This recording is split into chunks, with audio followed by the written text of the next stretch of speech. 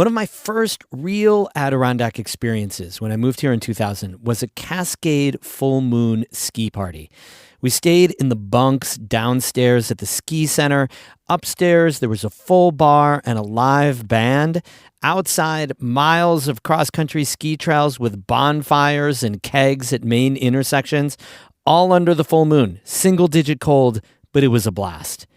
In one form or another, the Cascade Full Moon Ski Party has been a thing for decades, until the Cascade closed this year. But now, someone else is taking it over, and guess who?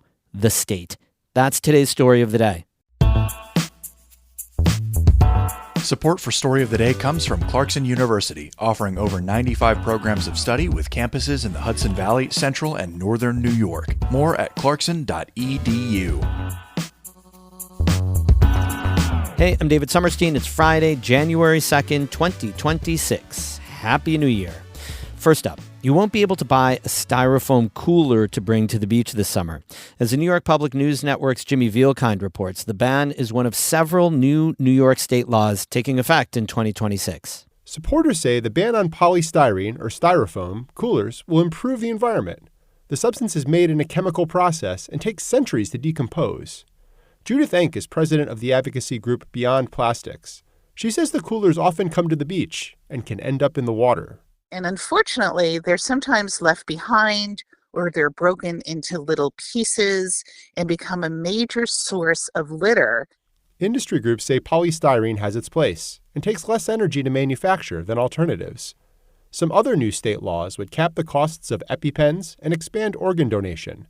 The minimum wage is also rising by 50 cents. In Albany, I'm Jimmy Vielkind for the New York Public News Network. With an earlier than usual start to the ice fishing season, the State Department of Environmental Conservation is urging ice anglers to use extreme caution. The ice is spotty in many places. Amy Feiereisel has this refresher on ice safety. Before leaving shore, the DEC always advises checking the thickness of ice. 4 inches of solid, clear ice is usually safe for people headed out on foot. But ice conditions can vary widely between different bodies of water.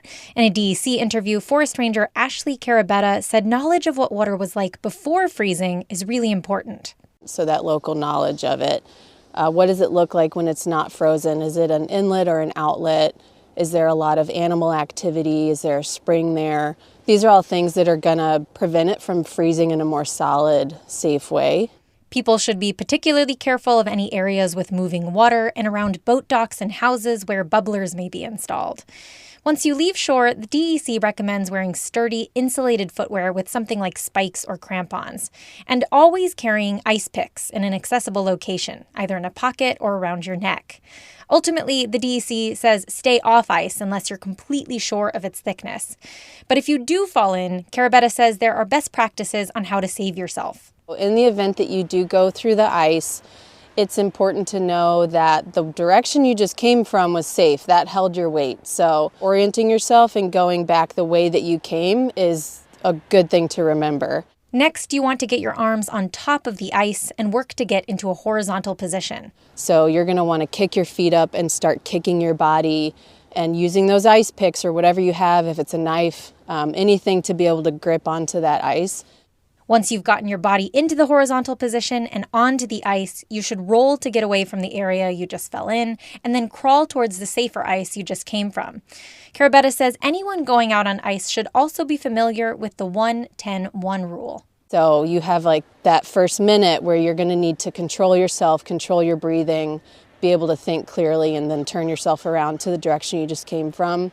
Then you have about 10 minutes where you can put in meaningful effort to get out of that water. So getting into that horizontal position and putting in good effort to get out of the water and onto the ice. And then the last one is an hour. So typically you're going to have about an hour before hypothermia can be fatal. So once you're back to safety, back on land, you need to make sure you get dry and warm as quickly as possible. The DEC recommends not going out alone on ice, but if you do, always tell someone where you're going and when you'll be back. For ice anglers new to the sport, the DEC has a designated ice fishing chapter in its beginner guide to freshwater fishing.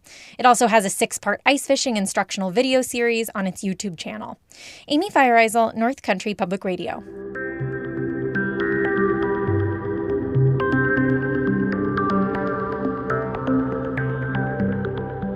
After the Adirondack Mountain Club abruptly closed the Cascade Ski Center earlier this year, it was unclear if the full moon ski tradition would end.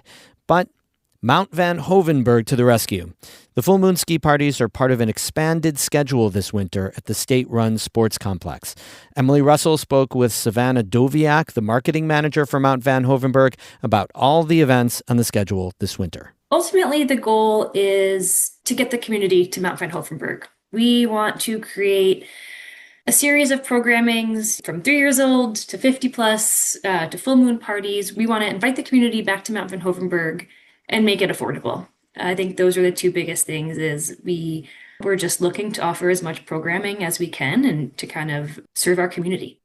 As you mentioned, one of the events this winter are these full moon skis. How did the closure of Cascade Ski Center factor into that? Because they, for a long time, both through ADK's ownership and prior to that, had these full moon skis. So how did the closure of that center factor into Van Ho, adding that to their lineup?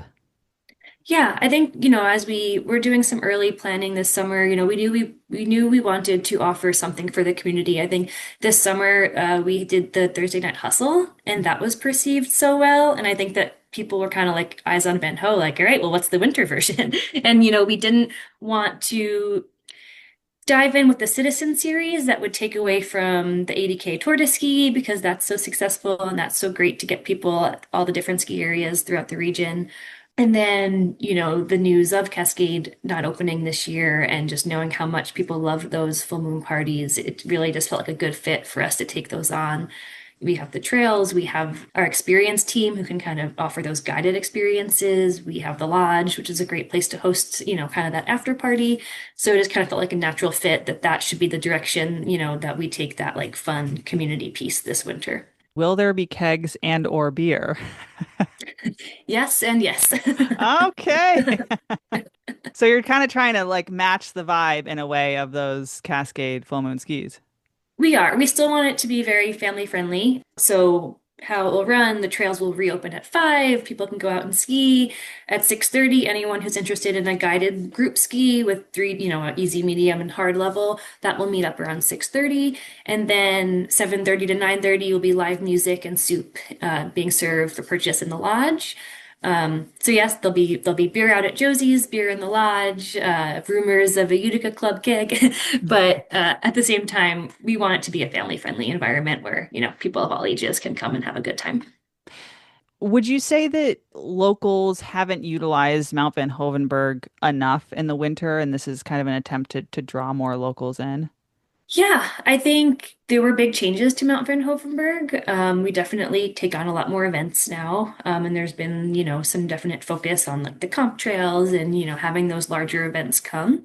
And I think this is just our way to say that we also want community events. We're really excited for the Loppet. We're really excited for the full moon parties. Like, yes, World Cup finals is going to be amazing, but we also just want to host events that our community can come ski at. And I think again, kind of going back to having different programming for all ages just shows that everyone, has a place here on our trails.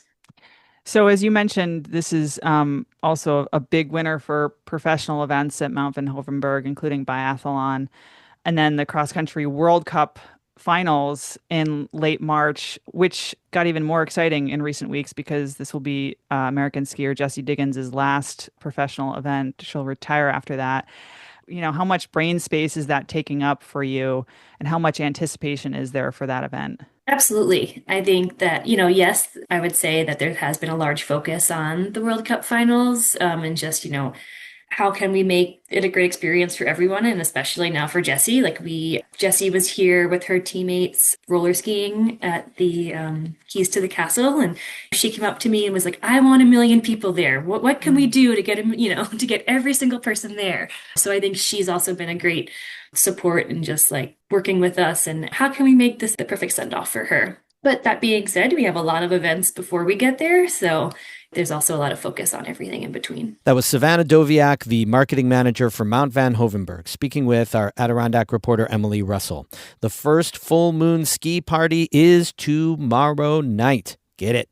More news through the weekend at ncpr.org. Music today by I Am Snow Angel and Caitlin Scholl, both of Lake Placid. Have a super weekend. I'm David Summerstein, North Country Public Radio.